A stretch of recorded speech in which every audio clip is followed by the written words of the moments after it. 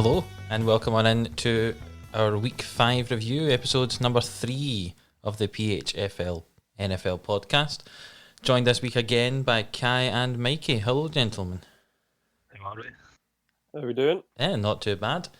Another exciting week of NFL action to go over. I think. Yeah, some major talking points, and we'll get to them, I'm sure. But let's get on with it. Let's try and make it even shorter than last week. We'll get there eventually. It was still nearly 2 hours last week. But game number 1 was a Thursday night football matchup.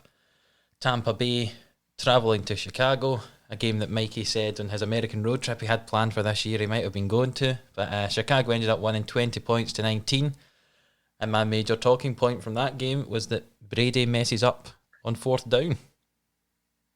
That's his age shown there, isn't it? I've got that down. Is he gone senile?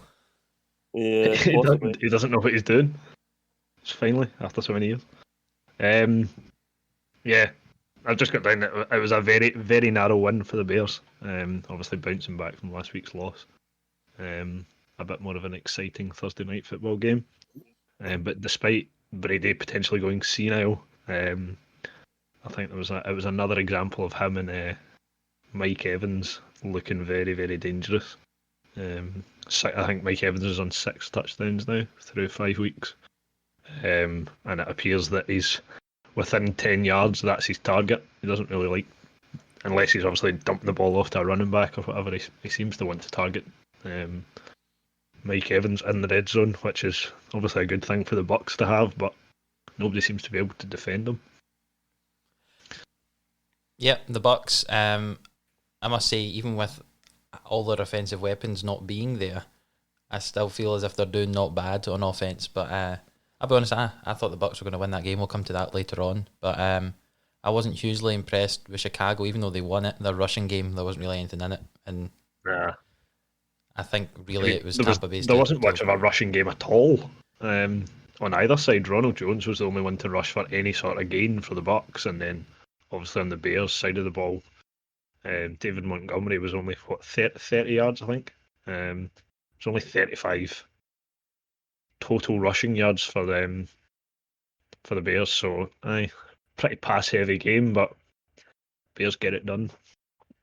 Yeah, I'll be honest. The biggest talking point for this game seemed to be after the game in the media in Tampa Bay that Tom Brady shouted at one of his offensive linemen.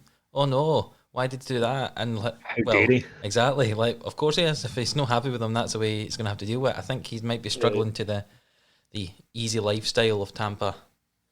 He's taking a leaf out of Aaron Rodgers' book from last season, shouting at his O-line pretty much all the time. Just being grumpy.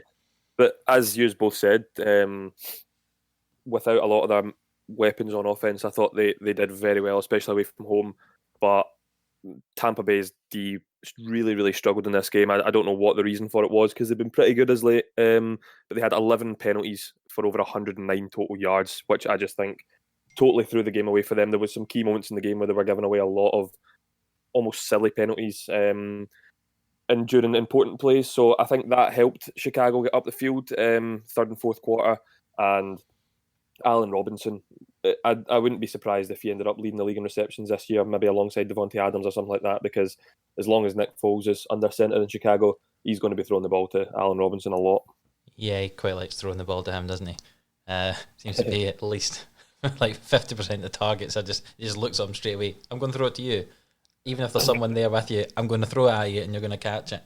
Everyone else is just a decoy, I think. One player as well that, not in terms of fantasy, just has been very, very good for the Bears is Jimmy Graham, as much as it pains me to say it, because he flashed some brilliance at Green Bay, but never really lived up to standards. But he's doing very, very well this season. I know he only had 3 catches for 33 yards, but he's scoring a lot of touchdowns. Again, probably one of the biggest end zone targets for the Bears, just like Mike Evans is for the Bucs. So should be interesting to see how he gets on for the rest of the season as well. Yep, I don't really have much else to add for that game. What we don't really add is how competitive that division is that the Bucs are in. There's 3 teams all on 3-2, just 3-2 just now. Obviously the Falcons are back at 0-5, but it could be interesting over the next few weeks to see if anyone pulls away or whether it stays quite tight. You obviously got the Panthers going pretty well, and the Saints with Michael Thomas to come back, provided I thought you were about I to say think that it's a good NFC division. North was too competitive. I was about to laugh you off the podcast. Aye, really competitive division. Yeah. But yeah, I don't really have much else to add to that.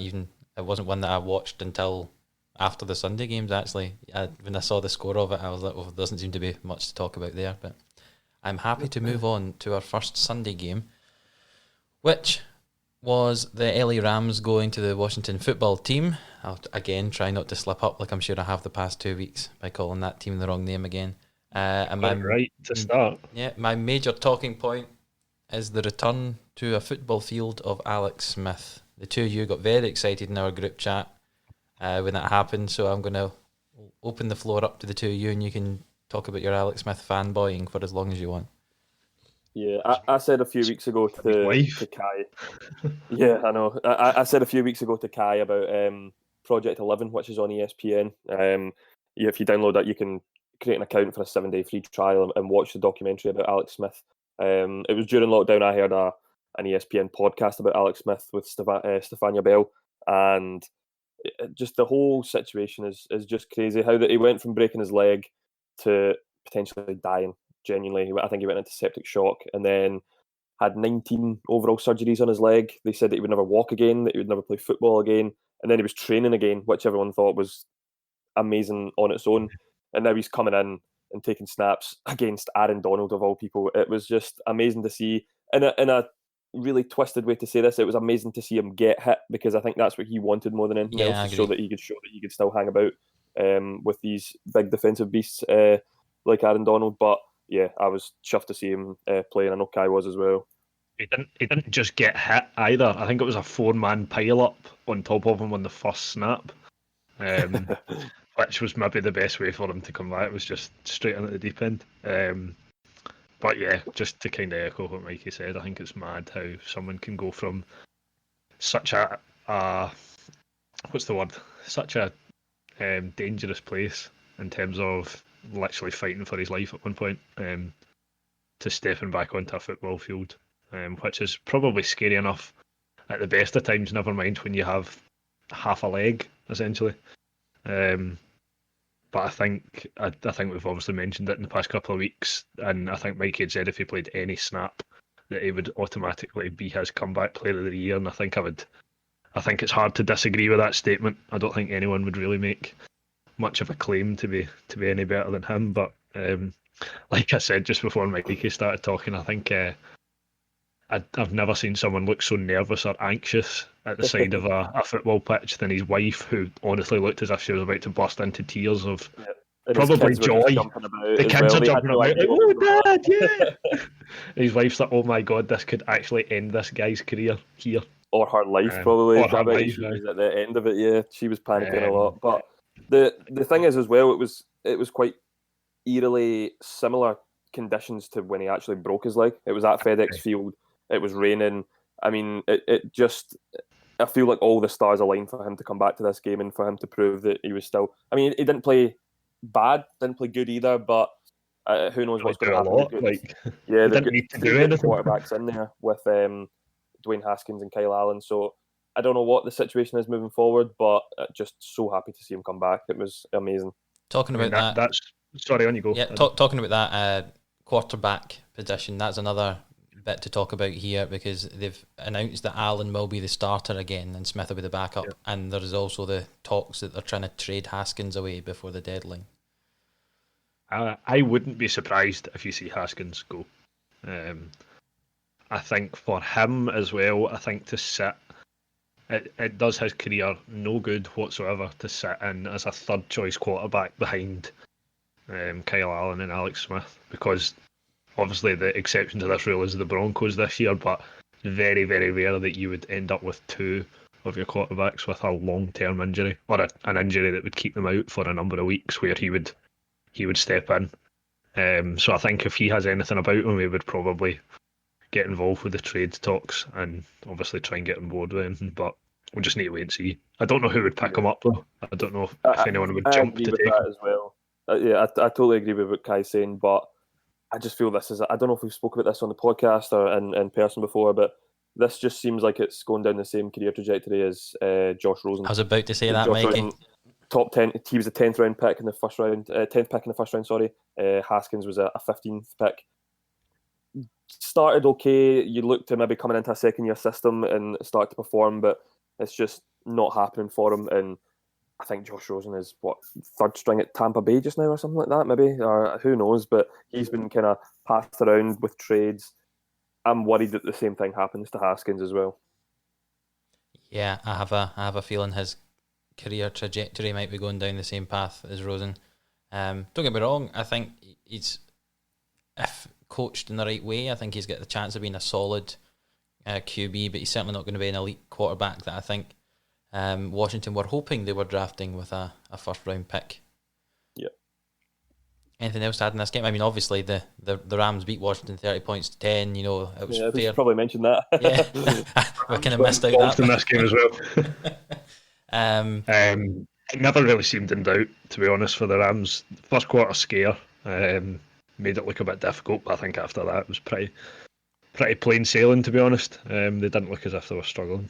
Yeah, I think the Rams look legit again this season. They kind of look like the Super Bowl Rams that they played in against the Patriots. I just think Sean McVay is getting the best out of Jared Goff. I think if Jared Goff was in any other system, he would probably struggle.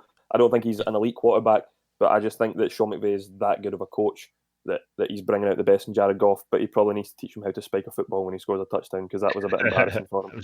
He just about threw it into the stand. Yep.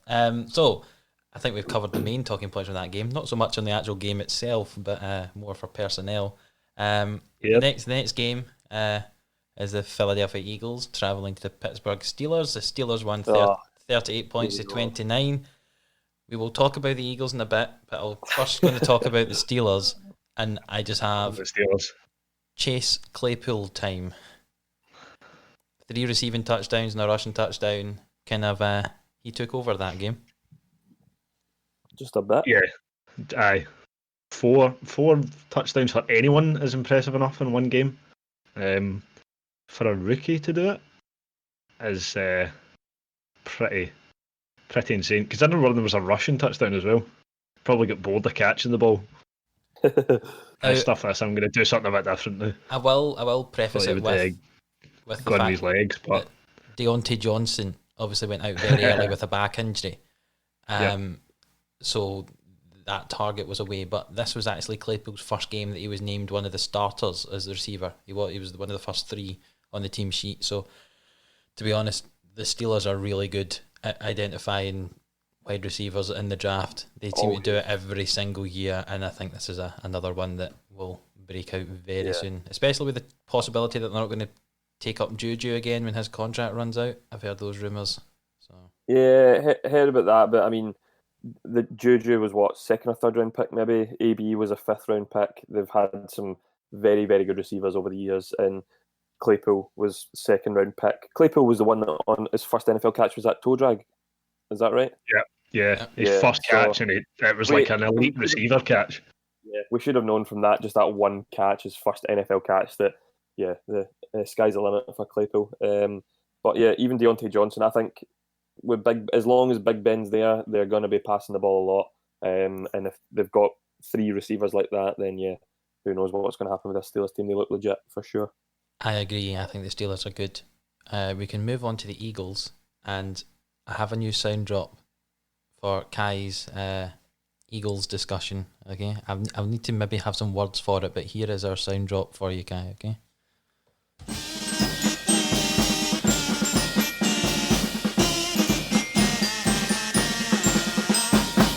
Need to make up some words for it. I was thinking, it might be something like Kai's Eagles shouts or something like that, but we'll come up with words for it. Can I just point out that's the first time I've heard that? It's actually a kazoo marching band, and I quite like it. I'll not talk quite as long about the Eagles this week. They didn't win, so this week, it's harder to talk. Put 15 minutes on the clock. You've got 15 seconds. Cool. I actually thought the Eagles played better this week in losing against the Steelers than they did last week in beating the 49ers. I think they looked a lot like they kind of increased the tempo quite a bit. They put the Steelers D under quite a bit of pressure at times, and the Steelers D cracked. I I think the scoreline looks wider than what I think it was a touchdown, just 9 points in it. So touchdown, 2-point conversion, or a field goal or something. I think the main two plays of the game that killed the Eagles were the field goal for the Steelers just before half time, and then the Steelers came out and got a touchdown just after the half. So I think the Eagles struggled to kind of pull it back from there, but seemed to be growing in confidence. Carson Wentz is he's not quite good, Carson Wentz again, but he's keeping his numbers even. For every touchdown he's thrown, he seems to be throwing an interception as well. Obviously, still not the full roster, still not the full wide receiver core, with Deshaun Jackson still obviously to come back. Miles Sanders looked a lot better this week, with the one significant play being running past almost every Steelers defensive lineman and going in for a touchdown. And Travis Fulgham and Ward kind of taking up Deshaun Jackson's role at the receiving core. So yeah, I think there's definitely positives to take from the game. Much better performance all round. Obviously still a lot to do and disappointing not to win, but still top of the division with a poor record. I think I could be top of that division just playing by myself. The three of us could probably put one of us under centre, one of us at running back, and one of us at wide receiver, and then just go for it. I think we would probably end up playing as well. But also, yeah, the Cowboys are top of the division. No, they're not. They lost the other night. No? Cowboys? What game were you watching? No. Oh no, they did. They won. They scored a field goal. Maybe they should have lost, but they won. Damn it.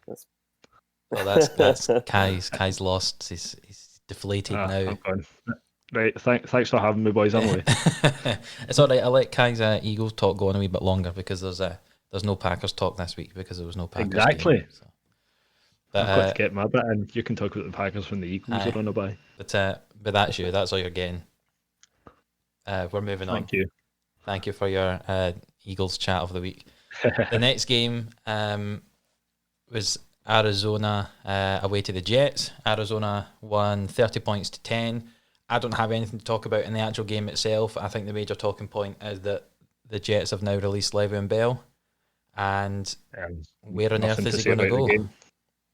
I don't have much to say about the game, to be honest. I expected... One thing I'll say about the game, but just very briefly, is I think Kenyon Drake is slowly slipping into RB2 territory in the Cardinals alone. I don't think that he is the running back that they thought they were going to be getting from the Dolphins. But when you've still got a quarterback that can run as much as Kyler Murray as well, you don't really know when. So you've got kind of three good running backs in the backfield. So it'll be interesting to see going forward who takes the most snaps from running back for the Cardinals. But yeah, this game wasn't the most noteworthy. Obviously, just for Joe Flacco being back, that was about it. But obviously, as you said, the Le'Veon Bell release has been the biggest talking point from this. Yeah, where do you think he's going to go? I don't think it's surprising that he was let go. Adam Gase said that he didn't particularly want him there when he went there. He appeared to not use him, but Bell's now said that he wants to go to a team that's going to win. Looking at social media, so I think he'll go to a team. He'll go to a team. Well, he will want to go to a team that has a chance of reaching the playoffs. I can't see him joining. Not regarding any other running backs in the league, you can't see him joining like a Jacksonville Jaguars or a Denver Broncos that might not have a shot making the playoffs this season. I think that would be silly at this point in his career. One team that I really think could work for him is the Miami Dolphins, to be honest. Just to say that. Yeah, I think that could be a very, very good...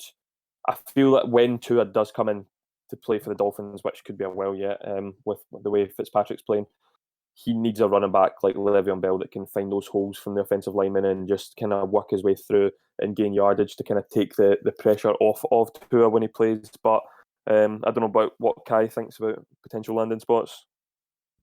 One of them that I was going to say was, I mean, there's been talk last week of the Chiefs, but I can't see him going there. I think he would end up in too much of a crowded backfield. But I think someone like the Dolphins, like you say, Mikey, could be a perfect fit. He trains in Miami as well, apparently. I don't know who he trains with a lot of the time, but if he's not training team, He seems to train in Miami, so it could be a preference for him as well. Personally, I think he needs to try and find somewhere where he can get back to the kind of levels that he found at Pittsburgh. Like you say, one of the big things he needs is an offensive line who can actually find him the gaps. Or sorry, that can create the gaps and he'll find the gaps. Obviously with the Jets, it's like putting a brick wall up in front of him and asking him to run through it or run round it. Their O-line wasn't particularly good. I've got a list of some teams, and I just want you to tell me if you think possibly yes or definitely no. Okay? So, Okay. Tampa Bay Buccaneers, there's been rumours that they've brought every running back in the world into there. They still don't have a proper receiving back because they've brought McCoy in. He's not really worked so well. They're trying to use Keyshawn Vaughn. I think they've basically decided that Ronald Jones and Leonard Fournette between them can't catch. So there was rumours possibly going in there. And bear in mind, he doesn't have much of a salary to pay because he's still guaranteed all that money for the Jets. So whoever's going to get him is going to get him fairly cheap. I can't see him wanting to go somewhere like Tampa Bay. No, that's not going to happen. Obviously, Kansas City was one as well they talked about.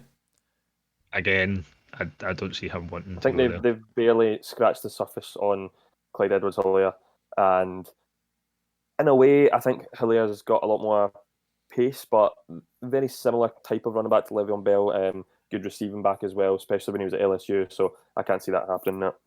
Another team I heard, but was then quickly shot down by the head coach, was actually Kai's Eagles. Because normally the Eagles don't like a 3-down running back. Mm-hmm. But Doug Peterson has come out and said that they think they found their 3-down guy in Sanders, so they don't want anything. But there was rumour that possibly as a change of pace back in there. And finally, the one that I think might have the most realistic chance of happening, I'm not too sure about the Dolphins. I think they've already got enough folk there that they're happy with. I think possibly the Chicago Bears. That's the one team I've got circled here. Yeah. I think the Bears is a perfect fit for him. I think with Tariq Cohen out potentially for the rest of the season and David Montgomery not really cutting it at the moment, I think Le'Veon Bell is the perfect fit there. And that's the two sides of the coin because he is a very good receiving back, but you've seen it in Pittsburgh. If Nick Foles is struggling and can only throw to someone like Allen Robinson and they're doubling him out of the game, it's going to open up a lot of space for Le'Veon Bell to kind of take those little short routes and gain quick yardage. So, yeah, I think he'll be, if I was to pick any team, it would be the Chicago Bears. Interesting. I would agree. I think the Chicago Bears, personally. That's my prediction. Or is Bill Belichick just going to throw us all off guard and he's just going to sign with the Patriots? I heard those rumours as well, but then I think we've got imagine Le'Veon Bell and Cam Newton in the backfield together. That would be... Yeah.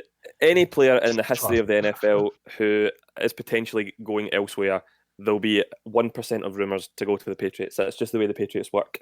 I think, to be fair, with Damien Harris, Sonny Michel, Rex Burkhead, James White, I think they might be happy with the backfield. Potentially. You'd like to think so. Yeah.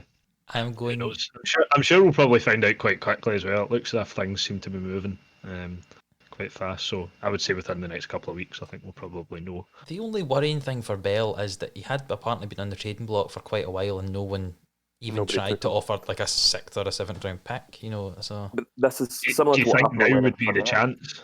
Though, like you say, obviously there's still all that money from the Jets. Do you think this is when a team would maybe take the chance and That's just true. go for it? Maybe they didn't 1000%, want his yeah. contract, possibly, and now they're able to get him on the cheap, so... I think a lot of teams knew that the chances of him hitting free agency would have been very, very high. So why would you would risk not losing a 6th or 7th round pick and waiting for him to hit free agency? It's the exact same thing that happened with Leonard Fournette when nobody wanted to offer a 5th, 6th, 7th round pick for him. As soon as he get put out into free agency and get released, Tampa Bay picked him up. So who were probably looking to trade a 7th or 6th round pick for him at the time. So yeah, I don't think he'll be short of suitors, especially with the career he had in Pittsburgh. I agree. Moving on to the next game, which is actually two of the teams I've heard were possibly in for him, are the Las Vegas Raiders at the Kansas City Chiefs. And is this the upset of the week, is it, with Las Vegas winning 40 points to 32? Personally, for Kansas City, I thought last week against the Patriots, if the Patriots actually had Cam the way that the Chiefs played last week, I thought they would have lost. And this week it appears that they have. I think there's far too many mistakes on the Kansas City side of the ball. I would agree with upset or shock of the week. I know obviously we'll come on to it, but I know the Dolphins and the 49ers maybe took a couple of folk by surprise, but I think this was probably shock of the week. And like you say, I feel it's kind of been coming for the Chiefs. Last week against the Patriots, they didn't really get out of second gear to win it, and they made quite a few mistakes. And then obviously against the Chargers, especially when you consider Justin Herbert going in there in his first game, you would expect the Chiefs to go in there and roll all over them. Obviously went to overtime. I think the Chiefs have kind of they've stumbled to a few wins this year, I would say. They've not quite shown their Super Bowl winning potential of last year. But I suppose that's championship winning teams. They will find a way to win, aside from this week. What I would say was I thought that Derek Carr was excellent this week. Yeah. I'm not saying he's not been good in previous weeks, but I think this week he kind of took the game by the scruff of the neck and went and won it for the Raiders. And he seems to have found his deep ball threat in Henry Ruggs. 2 receptions for 118 yards, is averaging 72 yards a catch. It's certainly no bad to be catching. It's a good return. I was going to say, only one touchdown in those 2 catches, so he might need That's to improve shocking, that. shocking. Yeah.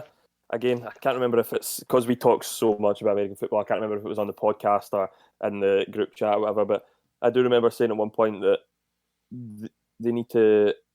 The Americans kind of say this term a lot, is like feed Derek Carr, like kind of release him and let him play the way he can play, because he is a very good quarterback, and sometimes I don't think that the Raiders or the Gruden system fits him as much. But I feel like this season Gruden is really, really starting to kind of let Derek Carr let loose, and it showed this week. I thought he was, as Kai said, fantastic this week. He just seems to, at times when the team's struggling, is just to carry them on their back, whether Josh Jacobs is having a little tough quarter or something like that. Derek Carr always seems like the one that can kind of lift this team up. I'm not the biggest fan of him personally. I think I've spoke to you about this before. I really didn't like him in Hard Knocks. I just couldn't take to him at all. But I think he is a very underrated quarterback who could potentially take the Raiders to the playoffs.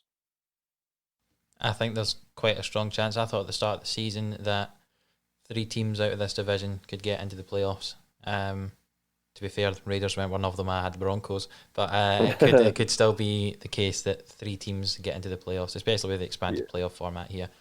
As a Clyde Edwards-Helaire owner, I really wish that they'd, those 8 targets were actually caught instead of just being 3 receptions. And if touchdowns could go towards Helaire as well, that'd be quite appreciated. But yeah, I think a fairly big shock. No one really expected the Chiefs to lose that game. After all the hype from Clyde Edwards-Helaire in pre-fantasy drafts and things like that, as soon as Williams opted out for the season, everyone knew he was going to be a first-round pick. Are you disappointed from what you've seen so far, or just think that there's still time to tell? I don't think disappointed is the right word, because I think he's maybe peaked far too early in the season. As in week 1, he was excellent, and I thought, this is it. He's going to be great for the season. And I'm sure Adam was probably rubbing his hands, thinking he's got an absolute scalp, managing to get him. I just feel like he's gone from the highest of highs at the start of the season and played really well, and then he's kind of just gone back to. He's not exactly producing bad numbers though for a rookie. Like he's probably having a relatively good rookie season. I wouldn't say I'm disappointed. I was going to say that disappointed's maybe a bit harsh on it. Certainly not what you'd want from your first round pick. He's currently the running back 12 in the season in our fantasy scoring format, averaging nearly 15 fantasy points a game. I mean, it's solid. It's not going to be blowing up anything, but certainly it's a solid show, and he's fairly safe floor. He's never been out of double digits for his week. You're going to get something solid, but he's not had that explosive week that you're maybe used to having from your first round pick. Something like an Alvin Kamara who's getting like 40-point weeks and stuff like that. You've not had anything for Helaire yet. I think it's safe to say that your first round pick was better than my first round pick, Adam, with Michael Thomas. So far. No. Mine was even worse. I had Saquon Barkley. Well, there we go. I have trumped you both. Second round, Yeah. the second pick in the draft. Gone already. Yeah. Well, Didn't stop me beating Adam. Right, I'm going to move on quickly. We're moving on to the next game. The Jacksonville Jaguars at the Houston Texans. The Texans won 30 points to 14 after sacking their head coach. Again, the Jags are bad. People didn't listen to me at the start of the season, but I think the Jags are really bad, and I do not think Minshew is very good. Please tell me if I'm wrong. No, I think you could potentially be right there. I think they're masked by the fact that they're not the worst team in the NFL just now. There's teams playing just as bad. For a start, I thought the Texans finally got a win. They finally actually looked pretty good. I'm not saying they didn't look good before now. They obviously just didn't get the kind of results they were expecting. But I thought they looked a lot better this week. Deshaun Watson looked really good. To mainly Brandon Cooks, by the looks of it. But yeah, the Jaguars, as all y'all would say in America, they just didn't look that good at all. They're such a boring team as well. That's what I've always found.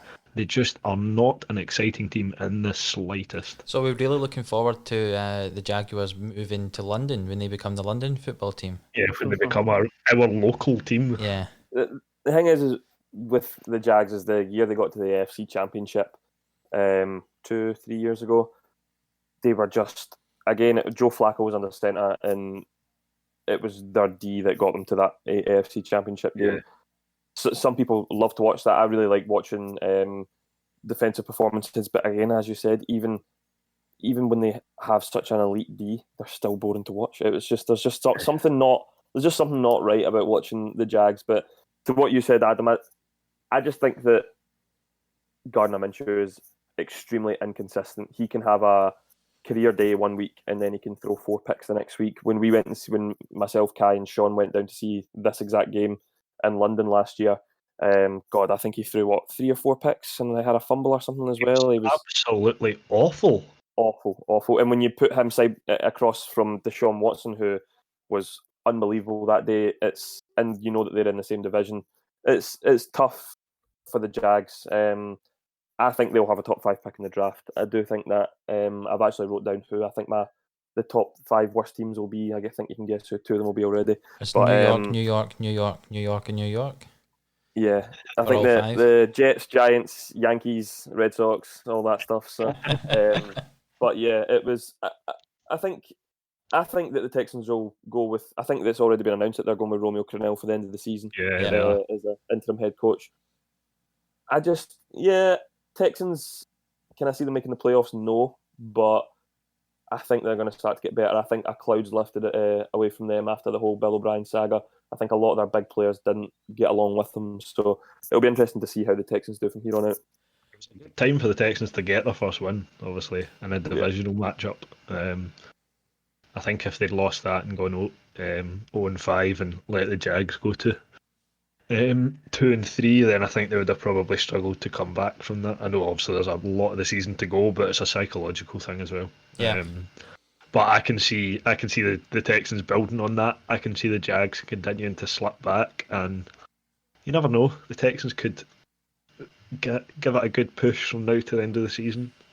Well, my bank balance would appreciate it because I did bet on them to win this division at the start of the season, so it'd be appreciated if they did do well. Just quickly pointing out Brandon Cooks, as Kai said earlier, he actually had more receiving yards today or this week than he had the previous 4 weeks combined. Which as a Will Fuller owner, that's not what I wanted. He still got a touchdown Fuller, so he'd be all right. Consolation.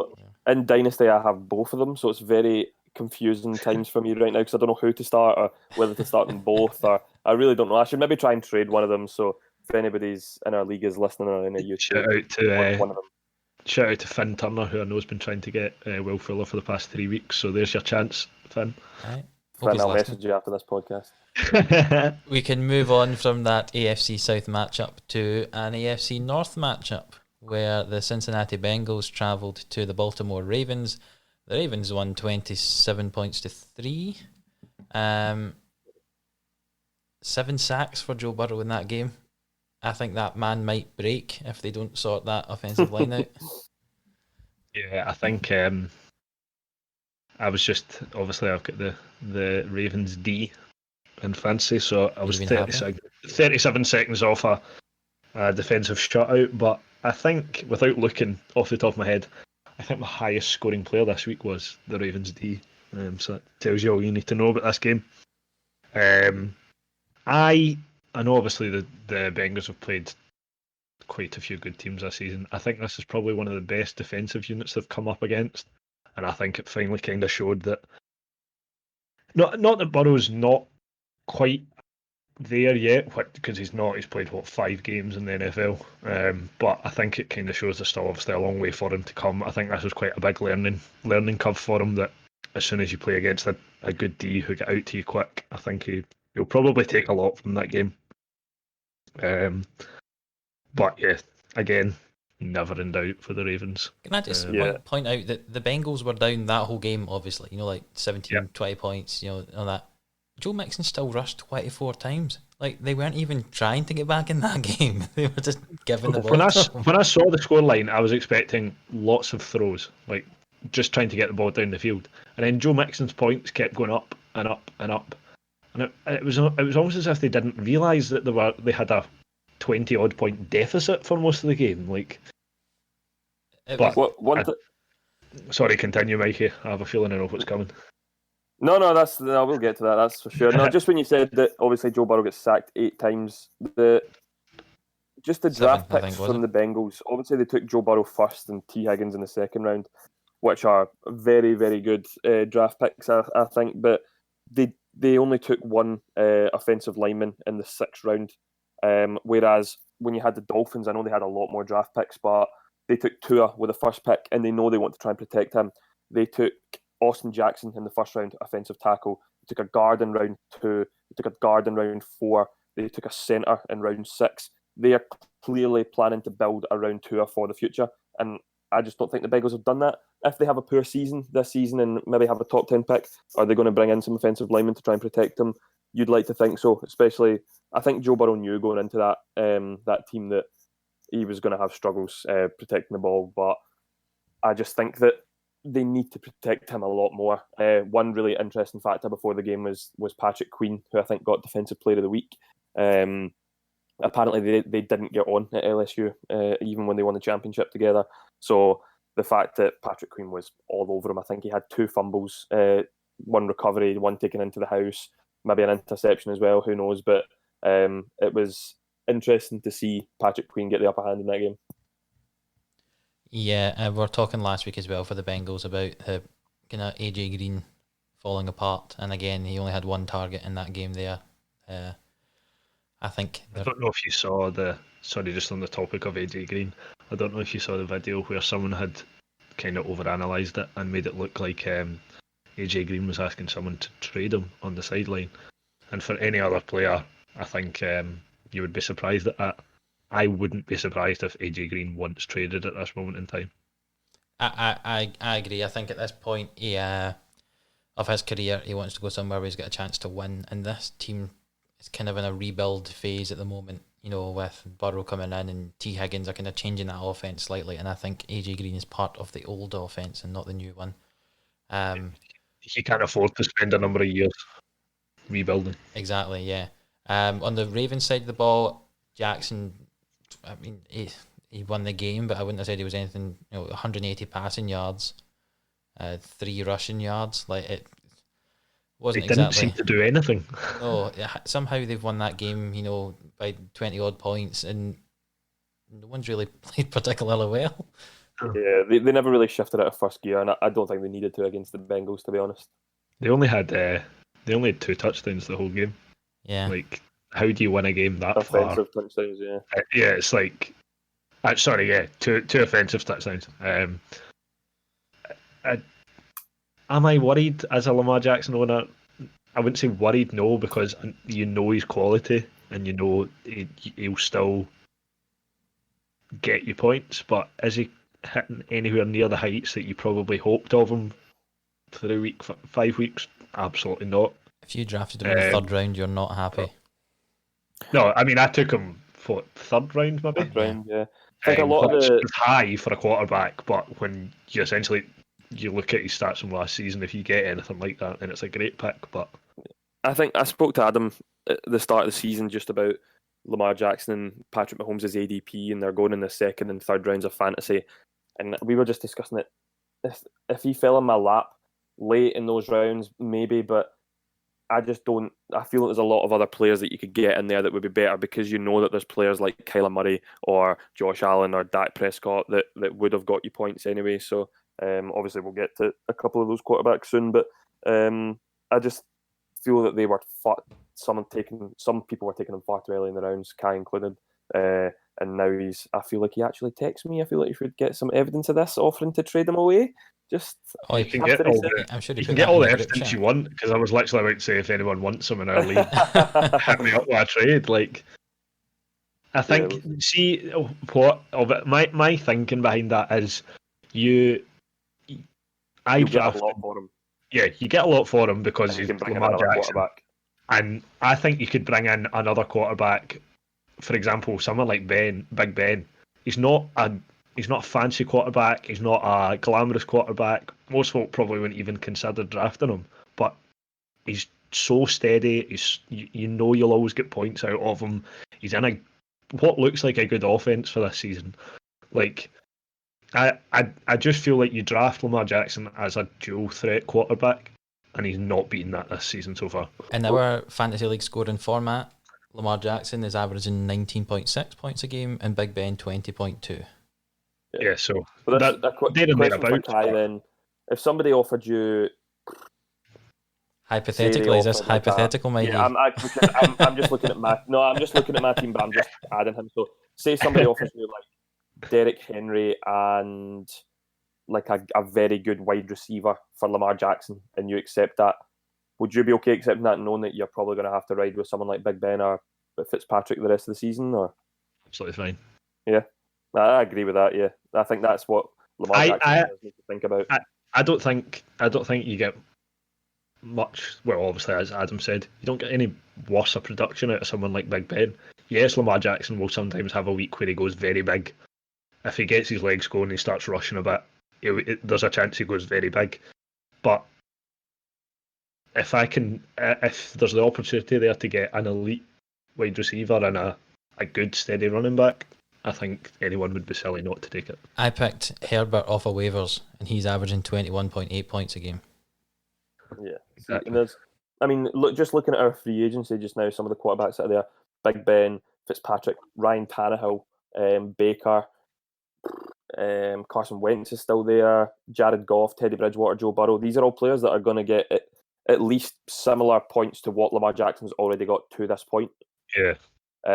Yes, if you trade him tomorrow, Lamar Jackson might start balling out for the Ravens and getting huge scores. But if he's scoring 35 points a game and you've got a quarterback who's only getting 20 points a game, but as you said, you've brought in a elite wide receiver or a running back, I think people should definitely think about trading Lamar Jackson. Not in a bad way, nothing bad to him, but definitely think about trading him for better players on your team. Just with you bringing up Tannehill here, all right? I have some stats. Okay, in the last 17 starts, this is Tannehill versus Lamar Jackson. Okay, touchdown to interceptions. Tannehill's 36-7, Lamar Jackson's 36-8. Passing yards a game, it's 233 to Tannehill, 195 to Jackson. Completion percentage, 68% Tannehill, 64% Lamar. And passer rating, 114 to 104 in favour of Tannehill. Rushing touchdowns, which is the bit people say, oh, but Lamar rushes. Lamar's only got one more rushing touchdown in the last 17 games than what Tannehill has. Yeah, it's not Ryan Tannehill anymore. It's Air Tannehill after that celebration from Wednesday night. That was one of the worst touchdown celebrations I think I've ever seen in my life. We'll get on to that, but I'm surprised he didn't do his ACL in that. Anyway, I think we've really touched on that game by not talking about it at all. So We'll move on to the next game, which was the Carolina Panthers at the Atlanta Falcons. The Panthers won 23 points to 16. Mikey's just for anyone or for everyone, sorry, who can't see the video at the moment. Mikey's just rolled his eyes and sighed at the thought of the Falcons. I've never been a non-supporter of a team and taken on so much stress from a team before in my life. I don't understand how it works. I feel, I could honestly say I feel for Falcons fans more than I feel for Jets and Giants fans, honestly, because I think the Falcons were expecting more at the start of the season, and they've got some elite players. They've got former MVP. They've been to a Super Bowl 2-3 years ago, and just to put up with the amount of crap that they have to put up with, it stresses me out. I heard When you something. consider what the Falcons have been and how Yeah. good they have been, I mean, what was it, two seasons ago? They were in the Super Bowl? 3 Three, years sorry. ago. 3 years ago, they're in the Super Bowl. If you'd told me 3 seasons later they would be sitting at 0-5 with one of the most annoying coaches in the world, like, I would have probably been very surprised, but at the same time, when you see how bad they are this season. Can I offer you a hypothetical situation? I'll see Okay. if you think this may or may not happen. I've heard some rumours of people talking about this. So, obviously Atlanta 0-5. Do they start thinking of tanking for Trevor? Okay. This is the one thing I've got down here. Obviously, the fact that Dan Quinn, they've parted ways with him. I said this in last week's podcast that they should have sacked him last season. They started last season 1-6, but then went on to finish 6-2. So they were 7-9 overall. But I genuinely wouldn't be surprised if they had a top 5 pick in the draft. And if you've got a top 5 pick in the draft, you're potentially looking at Trevor Lawrence, Justin Fields, or Trey Lance. Those are the 3 big quarterbacks that are going this year. They can't cut Matt Ryan loose for financial reasons until it's after far too big. next season. But they could always trade him away. I mean, I think you could still get a lot for a decent return. Here's a team, okay? And here's the link, right? Matt Ryan to San Francisco, who we're going to talk about in the next game, who appear to not be particularly happy with their quarterback. Obviously, Shanahan was the offensive coordinator in Atlanta when they went to the Super Bowl. I think there might be some legs to that if they do end up with one of the highly rated quarterbacks in the draft. But do they consider if they take one of the highly rated quarterbacks in the draft, maybe not obviously the first pick, because I think the New York teams have got that sewn up. But if they get a top 5 pick and they take one of those 3, and you have someone like Matt Ryan, do you just keep him for a year? Do you have a rookie quarterback, have their first season, either maybe not starting for the first few while, you still have someone as reliable as Matt Ryan? An Alex Smith, Pat Mahomes situation? Yeah, like that kind of thing. You have an experienced guy to play under for a while, and then you kind of... In my opinion, no. I think the reason that the Dolphins are doing it with Tua is simply down to injuries. See if Tua never had the surgery or anything and he got drafted, because everyone was tanking for Tua last year, and then Joe Burrow came out for LSU and was phenomenal. I wouldn't be surprised if Trevor Lawrence wasn't the number 1 pick in the draft, because I think with the way that the college football is going this season, with a lot of teams pulling out, Trey Lance could potentially become the number 1 pick. But I think those 3, as I mentioned, are in the top 5. But I would just love to see someone like Justin Fields at the Falcons, who's a mobile quarterback with the likes of Julio Jones and Calvin Ridley and Todd Gurley as well. I would love to, out of the 3 of those, I think Justin Fields would be the perfect fit for the Falcons and to usher in a new era. I don't know, I'm promoting a lot of other things like the Alex Smith documentary, but on Netflix there's a documentary called QB1 Beyond the Lights. It's all about quarterbacks in high school before they go to college, and season 2 has Justin Fields in it. And yeah, just a very likable guy. Would love to see him go to a big team and kind of change their luck. But yeah, I think the Matt Ryan, as much as I've been a big fan of Matt Ryan, I think the Matt Ryan era is coming to an end now that Dan Quinn's gone. Yep, I agree. I think so. I think that was a major talking point for that game. I'm quickly going to touch on the Panthers myself before I move to the next game. I've just got down Davis and Anderson again appear to be the offense. Mike Davis doing Mike Davis things since CMC's gone, and Robbie Anderson catching all the passes again. One thing with Robbie Anderson that really annoys me, it annoys me just because I've got OCD with stuff like this. Do you think this will annoy him? So week 1 he had 114 yards, week 2 109, and week 5 112. In week 4 he only had 99 yards. Will that annoy him that he didn't have one extra yard for 100? Or do you think he only cares about the win? His team got the win that week, and that was fine. I think he'll say he only cares about the win, but I bet you he'd love to But have deep 100 down, receiving that's yards every week. Yeah. it. I'm just curious about stuff like that because I know we are not professional athletes by any stretch of the imagination. But when you see that he's had 8 receptions for 99 yards, he must be coming off the field thinking, "I wish I got another 100-yard game." Sorry, just before we move on the Panthers, they've obviously had a good start to the season. I think they're kind of starting to find the groove under Teddy Bridgewater. He looks quite good actually. Teddy is a perfect game manager. Probably not someone you would have probably picked out at the start of the season, and he still isn't one you would pick out as one of the better quarterbacks. But I think he's kind of starting to map out that offense quite well. I think the test of the Panthers will be within the next 4 or 5 weeks. They obviously travel to the Bears this week.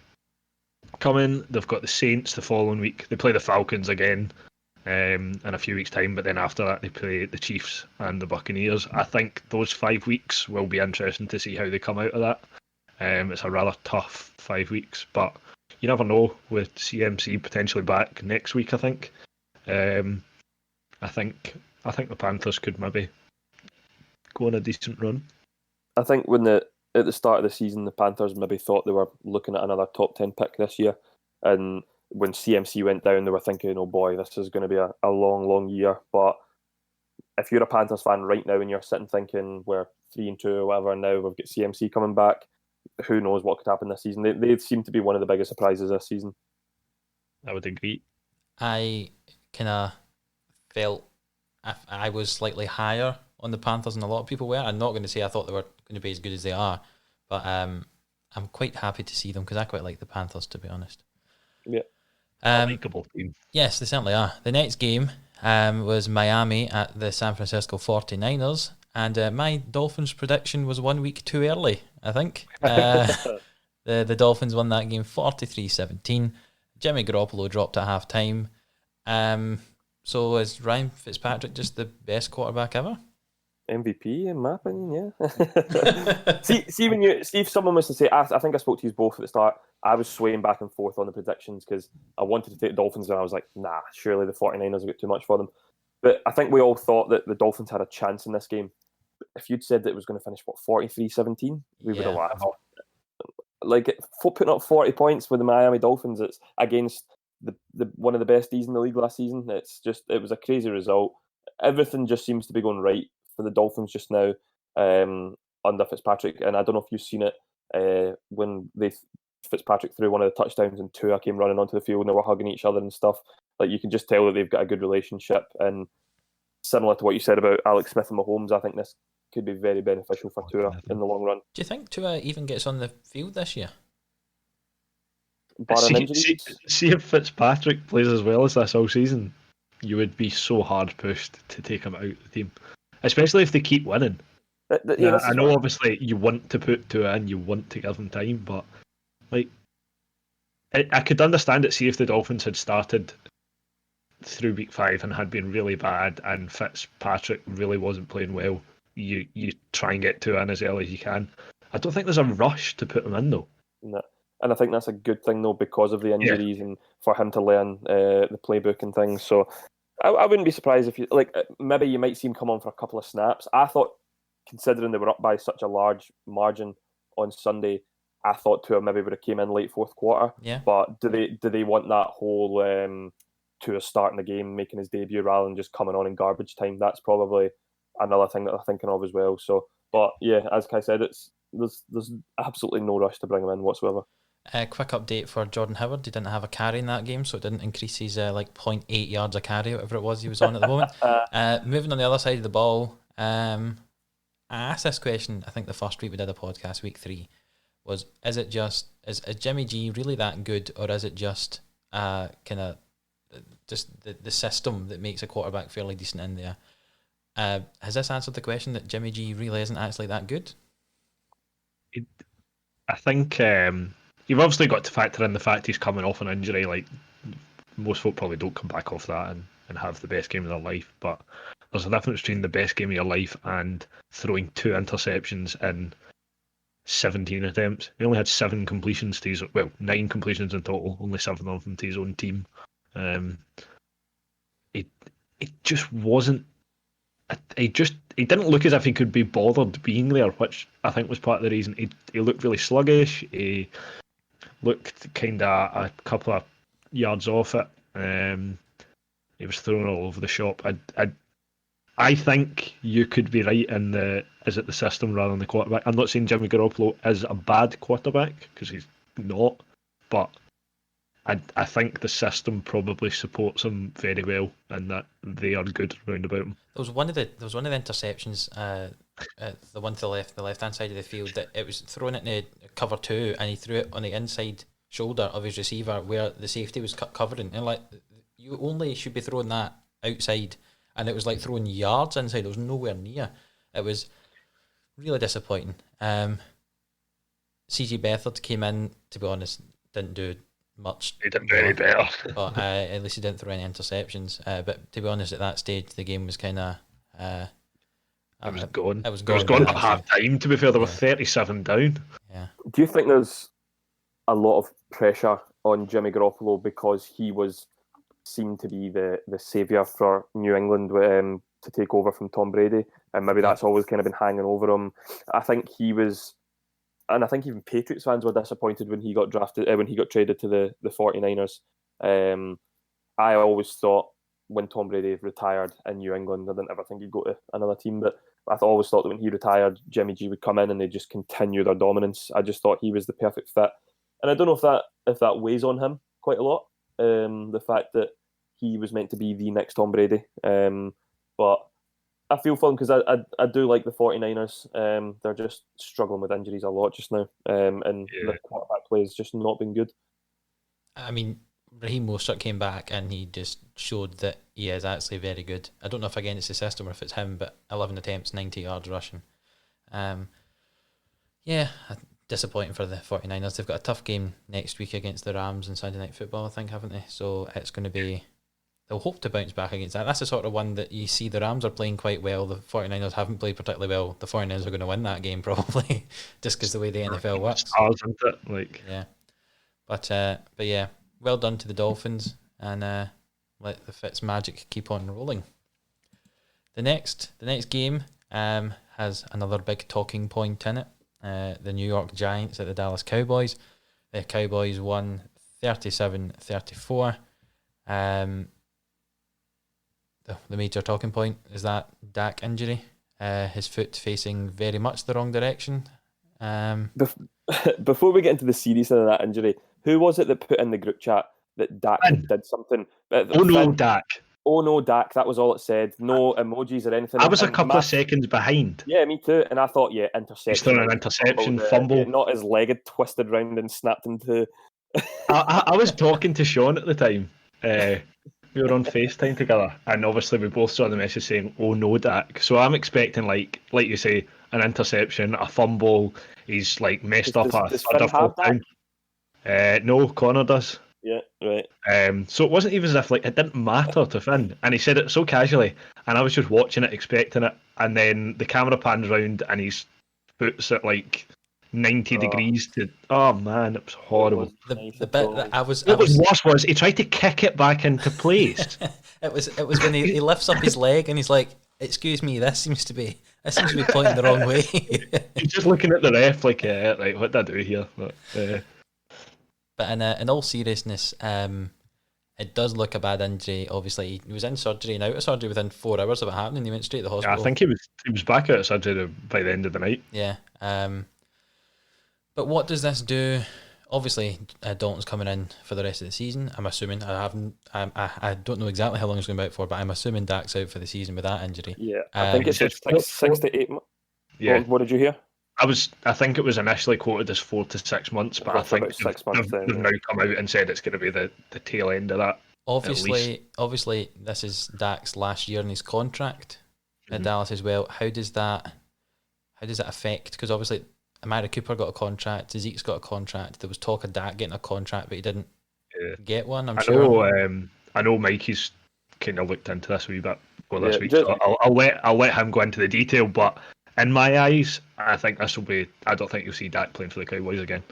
Yeah, this was at the start of the season, just before we go into the contract stuff. The fact that they paid Zeke and they paid Cooper, which I wasn't, that was fine.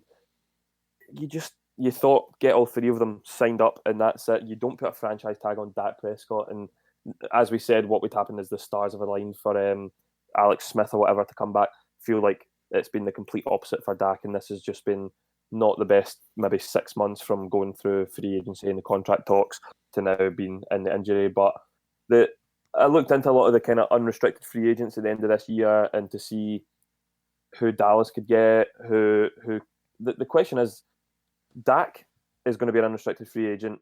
Andy Dalton only also signed a 1-year contract, and their third choice quarterback, Garrett Gilbert. All three of them are unrestricted free agents at the end of the season.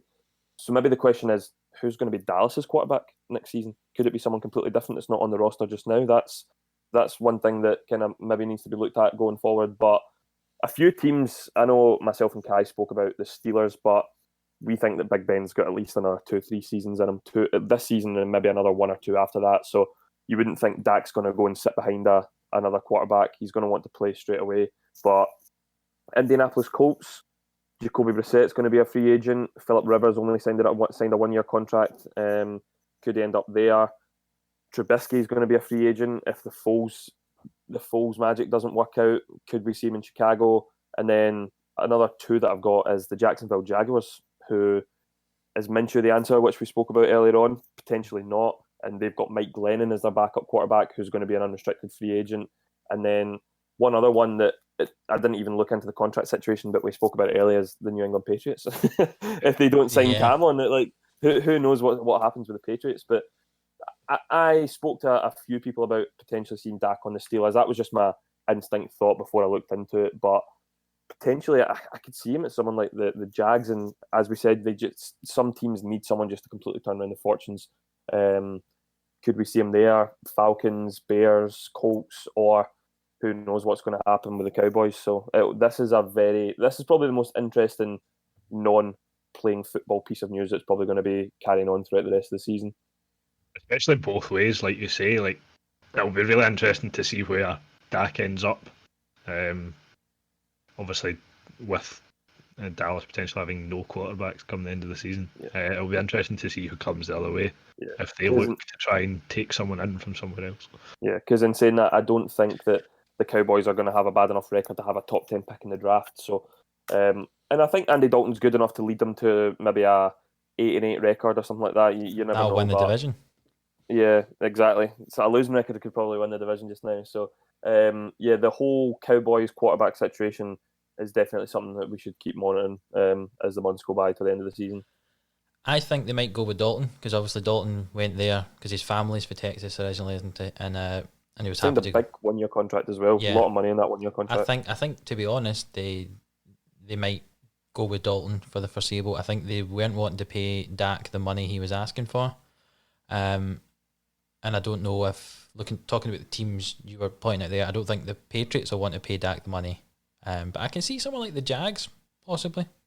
I think they are a sort of franchise that, and this might come across as harsh, I don't think is particularly well run, so we'd be happy to just splash cash on a quarterback and hope that it solves all the problems they've got.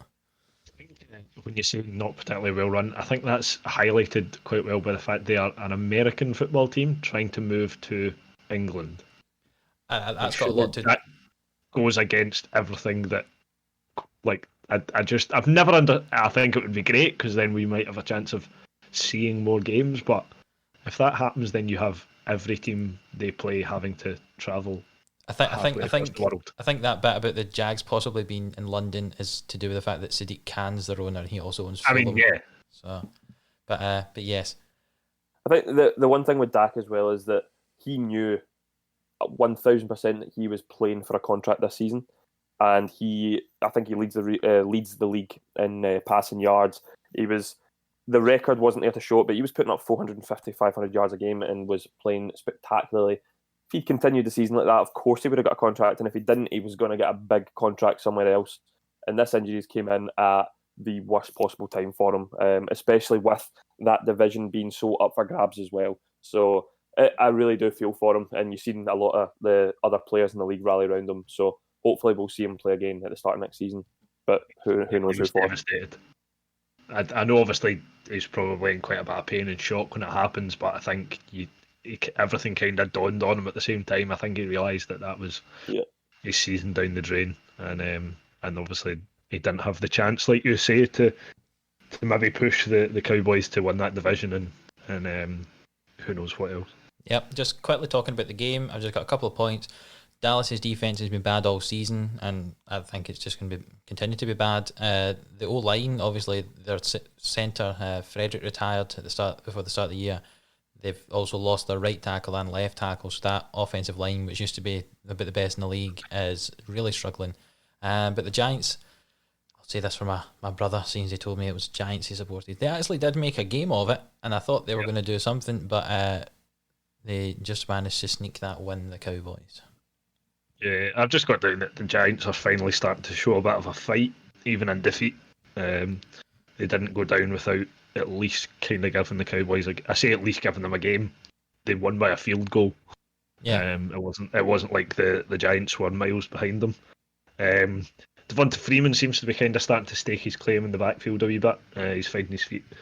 A rather interesting fact that I hadn't actually realised. I know that the Giants have been bad, but I didn't think they had been this bad.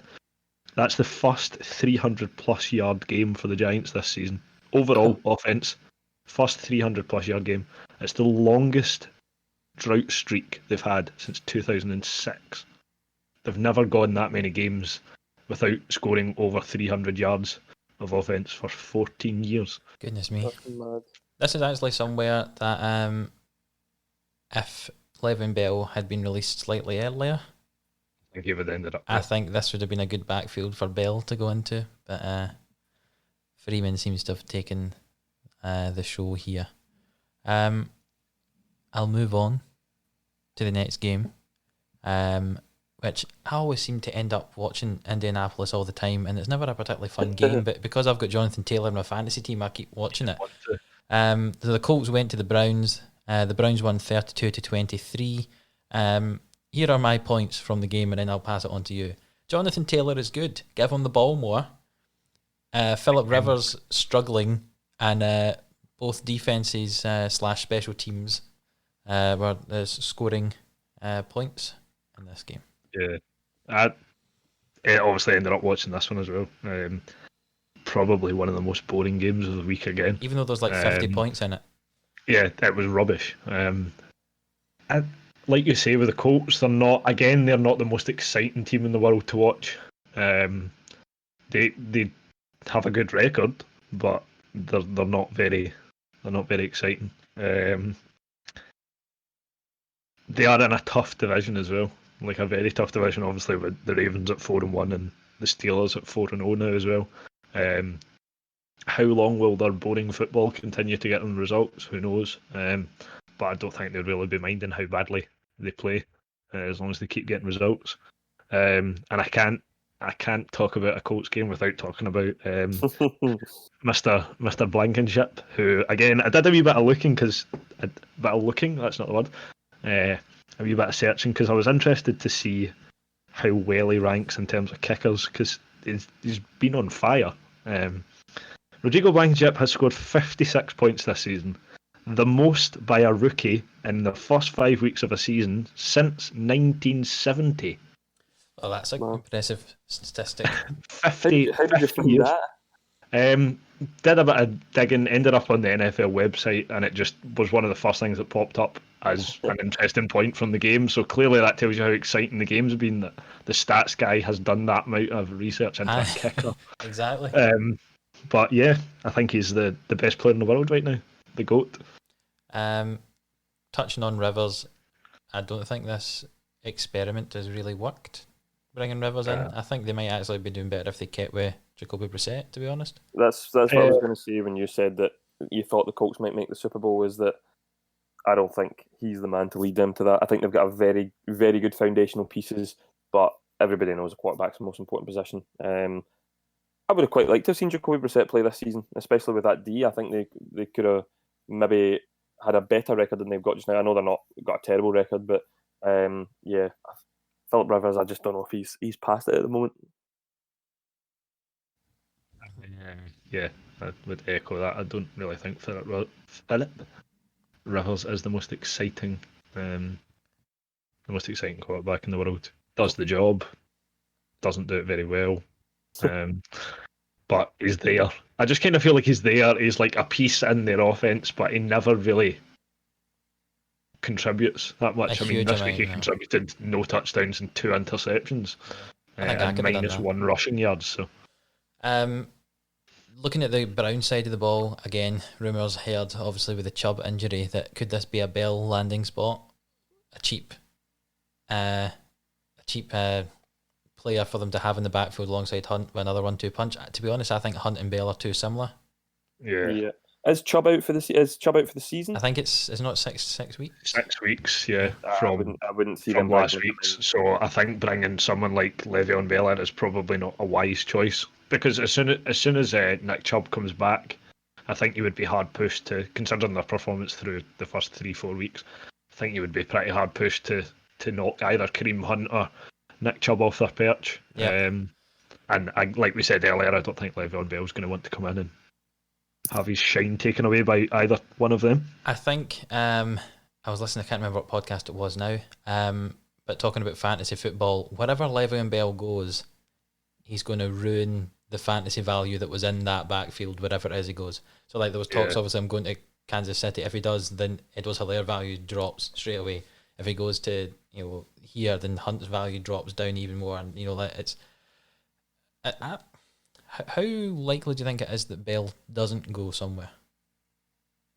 I think it's almost as likely as he does. I think through 5, I know obviously we spoke about a few landing spots for him, and I still think he will find a team, but I think there is as much chance at this point in the season that he doesn't. On the same basis that we've mentioned, there's quite a few crowded backfields. There's not many teams where you would say he would jump in and be running back one. Yeah, exactly. And we know he's not exactly the easiest to have in a dressing room either, from recent experience. So. Plus, if I'm a head coach and I bring in Le'Veon Bell, I'm telling him to delete his Twitter, because he just... it's painful to watch from someone who's not even associated with the Jets or anything like that, or the Steelers, is just seeing that guy just slander his franchises and things like that. It can be embarrassing to see sometimes. I think social media can ruin a lot of relationships inside organisations in American football, or just sports in general, to be honest. Yes, I totally agree. We'll just move on now to the next game, which was the Minnesota Vikings at the Seattle Seahawks. The Seahawks beat the Vikings 27 points to 26. Obviously, there was an injury in this game, but we'll come to that in a minute. My first question is, what on earth were they doing on 4th down, the Vikings, right at the end there? I think Mikey texted me about this. I just laughed every time I watched it. Block capitals, I text Kai, and I was like, they are 4th in inches at the 2-minute warning, and they're up by 5. You kick a field goal to make it an 8-point game, right? And as good as Russell Wilson is, he's just been put into the 99 club in Madden. As good as he is, they drive down the field either way, knowing that they need to get a touchdown to win the game. But the fact that 2-point conversion's in the back of their head, you kick that field goal, I think the Vikings win that game. Whereas they drive down the field and they know that they don't need to hit a 2-point conversion or anything like that. And that's not playing in their head the full drive when they've only got 2 minutes left and 1 timeout. I don't know what Mike Zimmer was thinking. I was absolutely shocked that they even went for it. I feel like the commentators weren't even... They mentioned it a few times. Yeah, I was literally... And again, I feel like I'm supporting every team in the NFL, like the Falcons, the Vikings. I was literally like, why are you doing this? I just had no idea why they went for it on 4th and inches. I would have understood it more if they had Dalvin Cook and they went 4th and inches, but obviously he got injured, and we'll get to that. But I just don't understand what the thinking was behind that decision. As a Packers fan, I was very happy with that decision. Great means that they've got 1 less win, so that's happy with me. Talking about that Cook injury, obviously Alexander Mattison came in and had a really good game as well, so it just shows you that they've got 2 good running backs in that backfield. it looks like he's only going to be out for a couple of weeks. Cook. Yeah, I mean, you've seen him still fully kitted at the sideline during the game. It looked like he wanted to come back in. Obviously, the doctors have told him, and his team have told him to go against it. But just when it happened, the Vikings were winning comfortably at the time. And they brought up a stat that Dalvin Cook has played in 47% of the team's offensive snaps before his injury. And as soon as that happened, you just seen the Seahawks D. It ignited a fire under them, and I genuinely think that injury was the big turning point in the game. I think it ignited a fire, not just in the Seahawks D, and just the Seahawks in general. They hadn't scored a point the whole first half. Yeah, I think they've gone, right, this is a chance. If we can get going, they might not get it going again on offense. And to be fair, like Alexander Mattison has come in, and I think they're very, very similar running backs. They're both quite big guys, kind of in stature and stuff. So Mattison has come in and done quite a good job, but it's a similar role to obviously the Mike Davis coming in for CMC. As much as they can do well, they are not who they're replacing. You know, he's not Dalvin Cook. The threat of Dalvin Cook is much, much greater than someone like Alexander Mattison. Obviously, sorry, when you go, Adam. Sorry, if you want to finish on there, I was about to move to the Seahawks, but finish with. I was just going to say, obviously, we mentioned what on earth they were doing in that fourth down. They will also massively rue that missed point at PAT after the touchdown in the third quarter. If they score that PAT, then they at least have a chance of taking it to overtime, even without the converting the fourth down. After I watched the game-winning drive from Russ, as much as it's Russell Wilson just being phenomenal and Tyler Lockett and DK Metcalf, I watched it back, and this is the first time I felt like a coach kind of studying film, because I was looking all over that drive and just thinking their secondary, the Vikings secondary, were just non-existent. You've seen that big play down the left for Metcalf to catch it, which basically put them into the Vikings territory. Mike Hughes, they lack cornerbacks. They've got a first round pick at UCF called Mike Hughes, who was basically shadowing Metcalf the full game, and Metcalf just basically walked all over him. It was just, we've mentioned it before as well, with the Vikings, just their D isn't the same as what it used to be, but their secondary for that drive, knowing they had to stop a touchdown and a 2-point conversion, should have been up for that. And I just feel that the Vikings secondary were awful in that last game-winning drive. Yep, I think probably part of that was to do with the fact that Harrison Smith had literally no part to play in the game. He's, like you say, non-existent. He's the guy that you would kind of expect for the Vikings to maybe break things up, and having probably Eric Kendricks as well. Probably the two big guys, but neither of them really seem to show up at all. Yeah, on the Seattle side of the ball, I think this is another example of, you were mentioning earlier, the Chiefs were able to win even though they didn't play very well. Not this week, obviously, but in previous weeks they'd win without playing well, and this is exactly that sort of game for Seattle. Look, especially that first half, I was like, well, okay, that's the game then. That's the game Seattle done. aren't playing well at all here. But even not playing well, they came back and won that game. And I think Mikey's shout of Seattle being the NFC representatives in the Super Bowl has got a very high chance of being true, especially based on that kind of grit, determination they've got for that comeback that they had today. Just it wouldn't be a week talking about Russell Wilson without me slipping in. He threw another interception this week. That's now 3 in 5 games. He only threw 5 all last season. Still the greatest quarterback ever. I was going to say the number of touchdowns he's thrown. Is he's not throwing something like 4 or 5 more touchdowns than the next quarterback in the league? Yeah. It's ridiculous. Do we have anything else to add on this game before we move to Monday Night Football? Just one more cool thing. I've seen a video on Instagram of Russell Wilson on the sideline. I think when the D was still on the field for that 4th and inches play, and Russ was shouting to his teammates, he was like, we're going to win this game, we're going to win this game, before they'd even converted or failed to convert the 4th and inches. And that's the kind of person you want on your team. So, see if they'd converted that and Vikings win the game, you probably don't think about it, but see when they failed that conversion, that whole offense is thinking, listen to what Russ just said, he's predicted it, let's do this, let's get this win. I think that he is, in my opinion, the best quarterback in the league at this current time. Not overall. I know Mahomes, they've been a bit sluggish through games, but been winning them, but Russ has been lights out this season, and I really, really want him to win MVP. Yep. I can't disagree with that. Russell's been very, very good. Moving on to Monday Night Football, where the Los Angeles Chargers travelled to the New Orleans Saints. And after overtime, the Saints won 30 points to 27. My notes here just say that Herbert was great. In his game so far, I think he's outplayed Mahomes, he's outplayed Brady, and now he's outplayed Breeze. But still, they managed to lose this game, obviously, with that overtime field goal from Will Lutz. Painfully close for the Chargers to record what would have been a very, very impressive victory.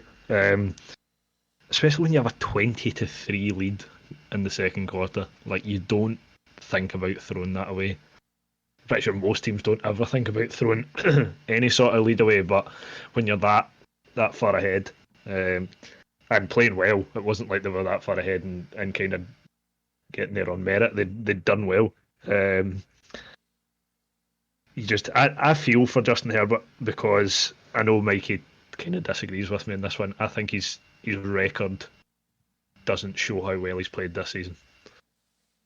I think for a guy that's potentially, in my eyes, put himself right in the running for Rookie of the Year so far, I think his record is probably his only sticking point, is that folk will look at that. So I can play this music here for a head-to-head battle between the two of you over Herbert, will I? Go for it. There you go, you can talk over that, we can have a wee fight, something like a Street Fighter or Mortal Kombat. No, all I was going to say, that that's not what I said to Kai yesterday.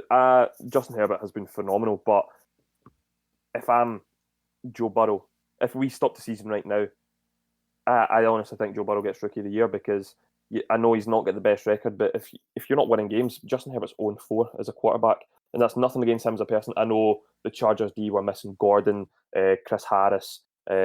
They were missing a lot of big defensive pieces, and that's probably what lost them that game. But at the end of the season, I'm wanting the player with the better overall record, maybe not with the most padded stats. And in my opinion, Joe Burrow is still the favourite for Rookie of the Year, for sure. Offensive Rookie of the Year, at least.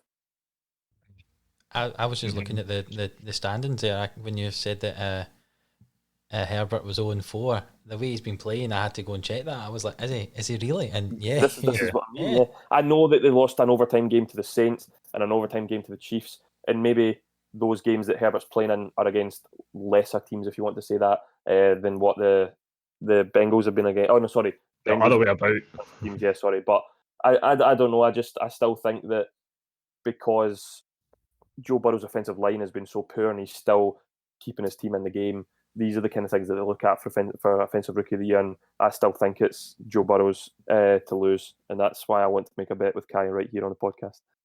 I knew you were going to do this. 100% knew you were going to do this. I told you I was going to do this. So I just didn't tell you what the bet was at the time. Do my sound drop for Mikey's outlandish stance of the week. That way.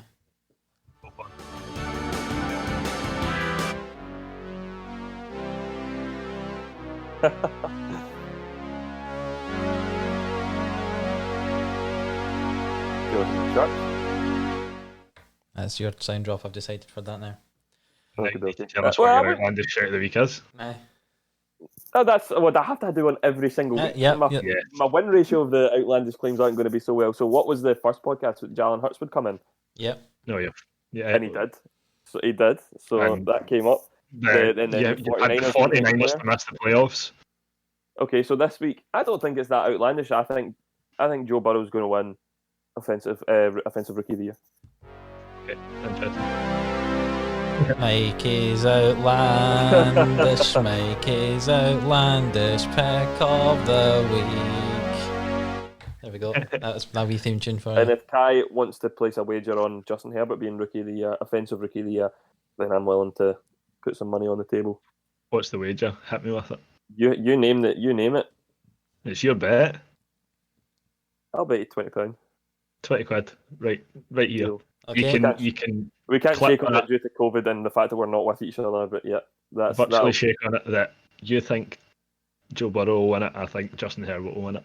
Right, that's fine. Well, what sound drop will I have for an agreed bet? Well, we'll need to think of one for that. Yeah, but there you go.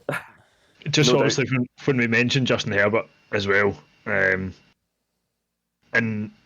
again, this is kind of backing up my case of potentially him being better than Joe Burrow this season. Records out the window. Let's just ignore the records because Joe Burrow's isn't exactly much better. Justin Herbert's only the 5th rookie quarterback with an 85 or higher passer rating in his first 4 NFL starts. Do you think either of you could name the other 4? Say that again, sorry? So Justin Herbert is only the 5th rookie quarterback to have an 85 plus passer rating in all of his first 4 starts. Rookies. Mm-hmm. 4 other quarterbacks. Cam Do you Newton? think you could name the other 4? Cam Newton? Nope. How are they still currently playing, or are some of them historical? One of them's not. The other 3 are. One of the 3 that isn't playing week in, week out. He's still on our roster. So I would say Kyler Murray then. Nope. Oh. Andy Dalton? I'm going to give you 3. So who did you say, Adam? Sorry? Andy Dalton? Nope. I'm going to give you 1 shout each more because this could go on forever. Matthew Stafford? Nope. Mikey? Dak? Nope. Wow. This is tough. Dan Marino? Yeah. Carson Wentz? Robert Griffin III? RG3? Huh? Yeah. Big Ben? Nope. The 4th one is Gardner Minshew. Oh no, not a chance. No, my hatred for Minshew is no. So he's in strange company with that. There should be no stat at all which contains Dan Marino and Gardner Minshew in the same breath. Yeah, but there you go. There's a random bit for you to talk about for the week. More breaking news as we probably come to the end of the show again is that the Falcons are shutting down their facility after multiple positive tests. Oh, that's probably good. think that's good news so that they don't need to play football anymore. Yeah, They can't lose. We'll come to COVID news very soon. We'll quickly touch on our Tuesday night football match, which had been moved because of COVID. Tennessee Titans at home to the Buffalo Bills. Tennessee won 42-16.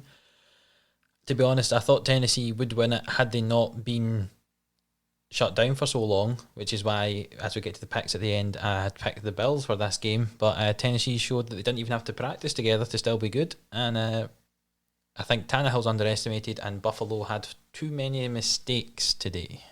Yeah. The Bills kind of showed their first sign of weakness on the season.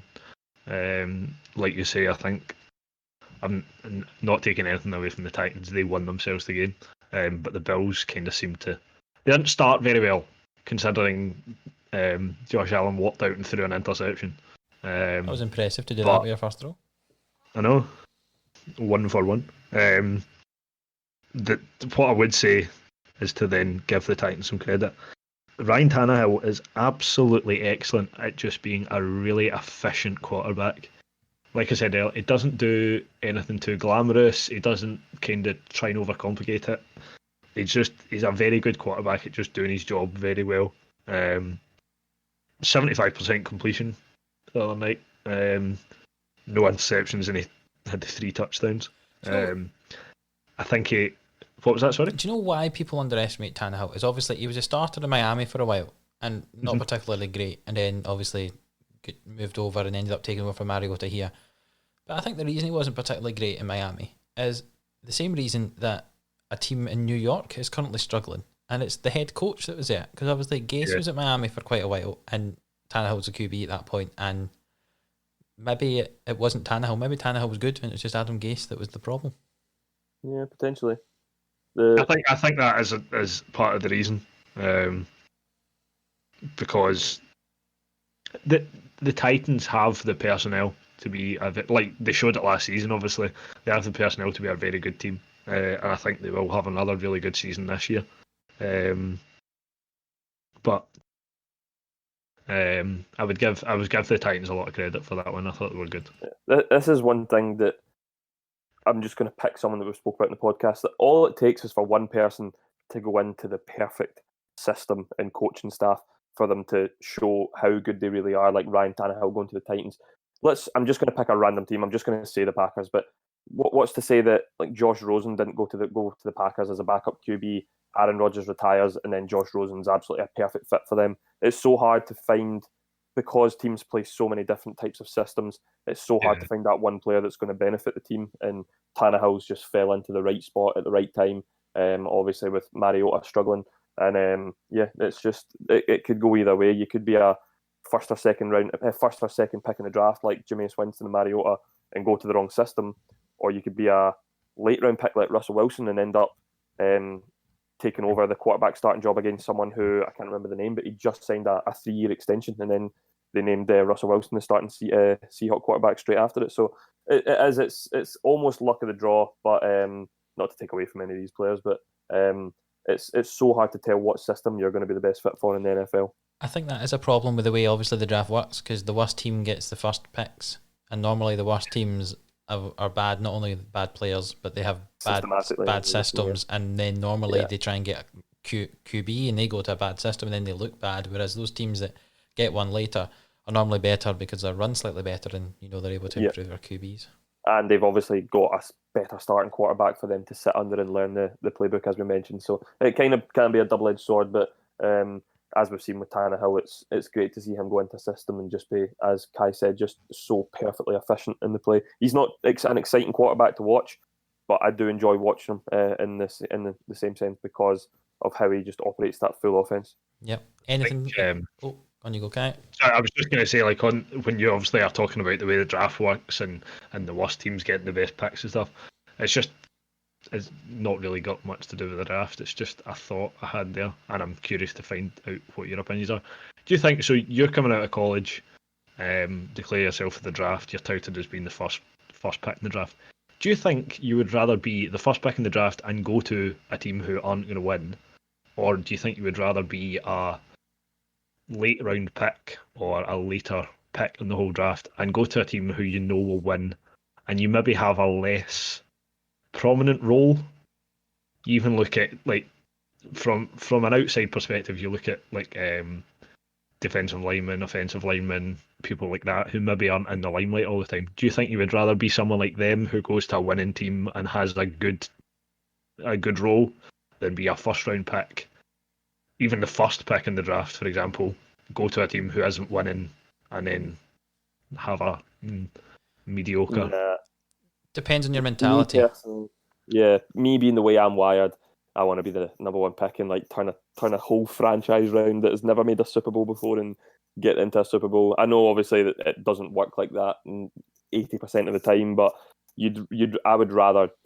Everybody's going to be different. There's two sides to this coin, but I would rather be that player that looks like they're turning around the fortunes of a franchise almost single-handedly. I think if you are going to be a player in the NFL, you have to have that confidence that you're going to be that player that will turn around that franchise. If you don't, I don't think you're going to make it in the league. So I think they want to be drafted as early as possible. Also financially, they get more money the earlier they're drafted as well, and they're not guaranteed a second contract, so they want as much money in that rookie deal as they can. So from a purely personal perspective, asking that question, I think we kind of discussed it the other night, Mikey, about what kind of player you would rather have in your team. And you obviously mentioned the difference between quarterbacks who don't have a very good season or don't have a very good career and never come out with good stats, but they have a Super Bowl ring to their name. I think I would probably rather be that person who comes out of it with a greater achievements. But I think if you're looking from the outside and you're looking for somebody to sign, I think you would rather have someone who has good stats. Just one thing you said there, Adam, about just first round picks not getting guaranteed second contracts and stuff. With Tua Tagovailoa, he has came out and said that he is putting all his actual team contract money aside, and he's basically just living off his endorsements just now, which will probably be still a lot of money. But it's cool to see a young rookie being as clever as that with his money and doing things like that. I think that's one thing that should probably be taught to NFL players potentially when they get brought into the league. But one final thought on the Bills-Titans game. I know we said we're wishing the best of luck to Dak Prescott. I'm also wishing the best of luck to Josh Norman as well, because he got stiff-armed into next week. Oh, man. So, thoughts and prayers are with Josh Norman and his family. I was fully expecting this tough moment. I was fully expecting I can't remember the name of the song. People always put it on videos where people like fall and they're like tumbling for ages through space. I was fully expecting one of them to come out of Josh Norman flying through space You see, because I think that was the nastiest stiff arm I've ever seen. you're used to players running into a brick wall, but I'm sure Josh Norman's not used to a brick wall running into him and stiff arming him at the way. So it was very, very impressive from him. It's unfair. He's like the size of him, like he's able to do that. Like, it didn't even for him. It didn't even look like it was tough to do it. It was like pushing a fly. Flicked him off, like swatted him away. I actually showed the video of that to Claire, and Claire said, "Is he allowed to do that?" And I'm like, I mean, I don't think anyone else probably ever has, but yes, technically has tried it. He's allowed to. That was the last game of this week because the Patriots and Broncos game was moved to next week because of that horrible COVID thing. It's moved. COVID again has moved the games this coming week because Thursday Night Football was meant to have the Bills in it and they played on Tuesday, so they're now going to be playing on Monday. At home to the Chiefs, and there was a small press release that came out for the NFL that said that here are a few fixture changes due to COVID, and there was about 8 on the sheet of paper with everything getting moved about. A couple, as if it was going to be like 1 or 2. Yeah. They've changed half the schedule. The only positive that comes from that, not that there's any positive to COVID, is that I think it's Monday night's game. One of the games on Monday night is now at 10 o'clock. Yeah, it's now at 10 o'clock UK time, which means we can actually watch it at a normal time. Woohoo! But yeah, so that's all the games from this week. I don't have a little game to play this week because we had a few games throughout. All we have to do now is we've reached our 2-minute warning, and we now have our picks from last week to talk about. Looking on the screen, I can see Mikey's face is stressing out, but he's now got a thumbs up, so he appears to be all right. I thought I'd maybe have snuck up on him the fact that we're doing the picks, but no. No, my screen froze there. I couldn't hear you or see anything. Oh, right. Really froze. I panicked thinking we'd lost it. We're all good. Yep, I've got my predictions here. Right, all good stuff. So if we just go through the games, Mikey, then you tell us the scores for this week. And then the total scores, and we'll see how badly I've done again, because I'm not very good at this game. So the first game was Thursday Night Football, Tampa Bay at Chicago. Yep, Kai was the only one that had the Bears. I'm getting good at Thursday Night Football. Yeah. Pity you're not good at anything else. Game 2 was the Rams at Washington. Clean sweep for the Rams for all of us. Good. We then had Philadelphia at Pittsburgh. Kai stupidly took the Eagles. Myself and yourself, Adam, had the Steelers. That's only I don't because know if you see a recurring theme here, but no matter what I do, Mikey picks a flaw in it. Well, to be fair, the only reason I think you really picked the Eagles there, Kai, is because we slagged you off for not picking the Eagles. You made fun of me for not picking my team, so I picked my team and you slagged me for not picking the opposition. I'm slagging you for picking a bad team. We then had the Cardinals at the Jets. Clean sweep for all of us for the Cardinals, yep. I'm assuming none of us got the Raiders beating the Chiefs?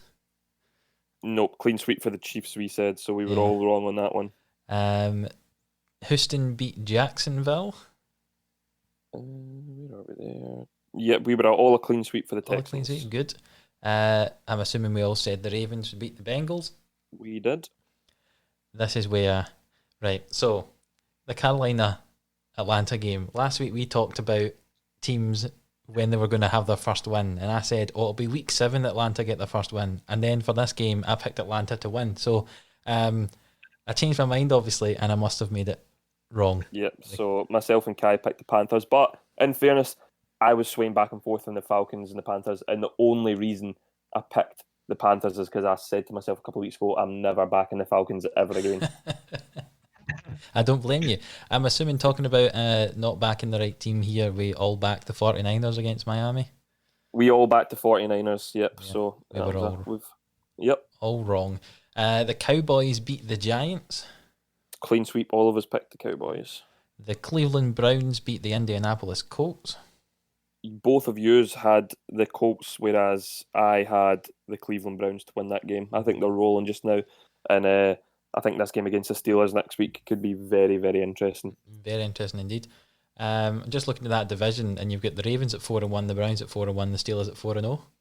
Yeah, very, very interesting. I'm really looking forward to seeing what happens this weekend. Seattle were at home to Minnesota, and Seattle won that game. Clean sweep for the Seahawks for all of us. Just. The Saints beat the Chargers. Clean sweep with the Saints as well. And the Titans beat the Bills. We had the wrong clean sweep. We all said the Bills. I think yous are probably the same as well. We just thought maybe with the whole COVID situation, might have been a bit rusty and things like that, but they were far from it. They were outstanding. Oh, they were amazing. The other night. So, how did that leave the scores for this week, Mikey? So for the weekly standings, 14 games in total. Myself, Michael McCallum, got 10 out of 14. Kai got 9 out of 14, and Adam 1 behind on 8 out of 14. So not a bad showing from everyone. That means the overall standings, Kai's still in first place with 30 out of 45. I'm 2 behind with 28 out of 45.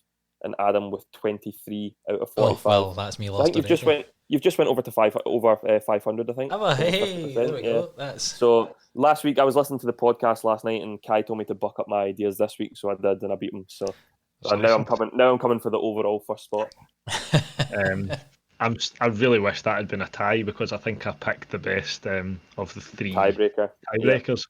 Yes, for anyone who doesn't know, we randomly will pick a position each week, and we have a tie-break player. So if 2 people have the same number of wins for the predictions, it goes to the number of fantasy points scored by that specific player in full PPR. The top 10 as well. Yeah, outside the top 10 at that specific position. So this week it was tight ends. I'll spin the wheel and we'll find out what it's going to be for next week. But again, we will only need to use that should we have a tie. If Mikey keeps doing so well in these predictions, we'll never need to use it.